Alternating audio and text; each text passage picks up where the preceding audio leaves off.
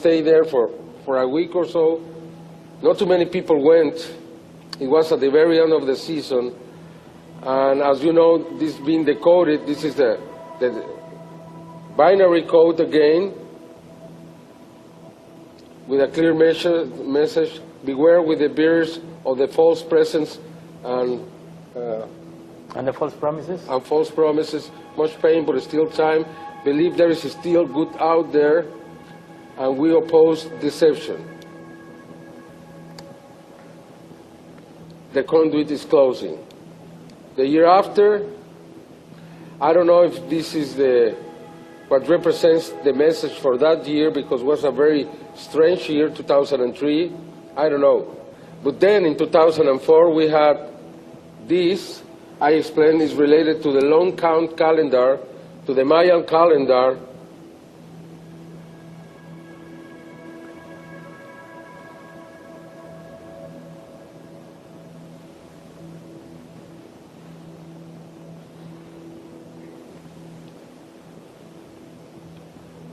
Of 2012. As we know, 2012 is the end of the Mayan calendar. Why? Because at that time the solar system is going to pass in front of the center of the galaxy. It's the closest we can be every 25,000 years. And we will be aligned with the Milky Way. Here we have, this is calling to the return of the plummet serpent. We found here the words Christ, Messiah, catastrophe, eclipse, and many others. There are real experts in Mexico working on this. At the center is life and God. This is pure Mayan. It appeared on August 13, the exact date of the beginning of the Mayan calendar in 3,114 years before Christ. This must be related to the end of the Mayan calendar and something that is going to happen in 2012. I don't believe in catastrophe. I don't believe the world is going to be destroyed. But something very important is going to happen. There are so many prophecies, even in the Bible, even the prophecies of Jesus. And then we have this, which is related to the Solkin, the sacred calendar of the Mayan. The Mayan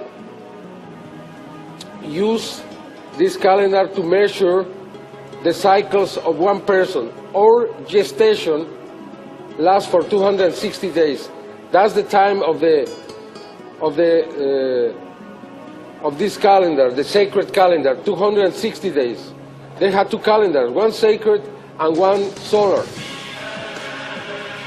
You can see this is an amazing figure with so much information in here. It's like the Aztec calendar in here.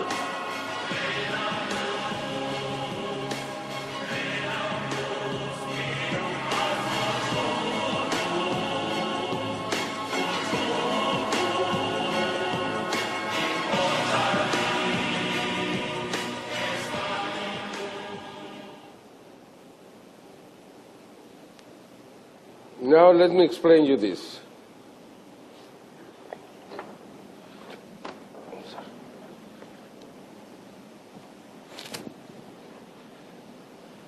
I can use both, but I had to use one. Okay, here is this half circle is the number, the day zero. The day zero is when the Pleiades, the Sun, and the Earth are joined together. And that's the 20th of May. Here in the middle, we have an eclipse, an annular eclipse, a partial eclipse of the sun. And this is going to happen exactly the 20th of May, 2012. And then we have the number 16 in here. 16 days later, after the eclipse, is going to be the transit of Venus in front of the sun. Now we have 4 times 13. 4 times 13 is 52. 52 is the new fire. Every 52 years, the sacred calendar and the solar calendar go to the same date, to the same start. That means that this is related to the new fire, the new eras that they celebrate every 52 years. And also we have here the number 20, and there were 13 months of 20 days in the sulking. All this proves that this is the sulking calendar. And we have these dates, the 20th of May, and we have also the 6th of June. We have 2 weeks. I don't know what it means, but we have to remember. And again, as I said, this is more or less saying it's going to be the return of Quetzalcoatl, of Kukulkan, of the Messiah. Something important. I don't know if it's related because both of them are so close together. Both of them appear. And this is the eclipse of May the 20th, 2012. It's going to be seen here, United States and Mexico too. Also in half of the world.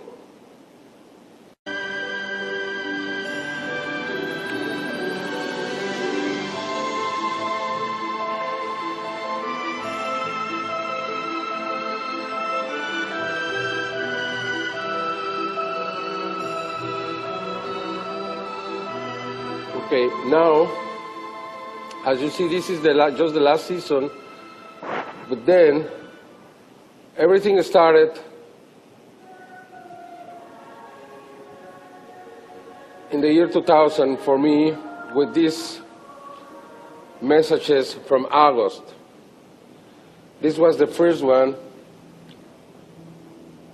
As you remember, this was related to the message of the stars that appear the year after. You remember this face, three-dimensional face. When you put a filter through this face, you can see it's a real face from a real being, because you can see the light and the shadow that the light creates, and this is real. 4 days later, in 2001, remember, it's the same place and the same dates of which happened the year before, the year 2000. This is the message to the stars. We have talked about this, what it means, the number system, the atoms of life, etc. The chemistry of the DNA, the size of the genome,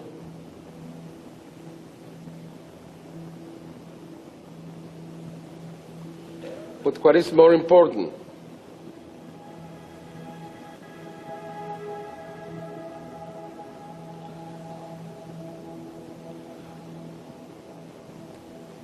and we have here at the end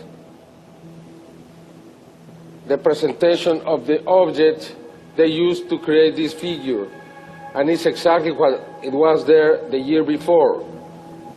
Then I understood that they told us to be ready for that kind of dates. And from that year, 2001, I've been waiting always different video, another massive sighting. You can see the same color, the same size, every time. You can watch when these objects are very near each other, they hover. They are magnetic. When they get apart, they stand still. Somehow I believe this is a three-dimensional configuration. That very same day, Maria Montserrat, a housewife who is part of these Sky Watchers, got this video in a different area of the city.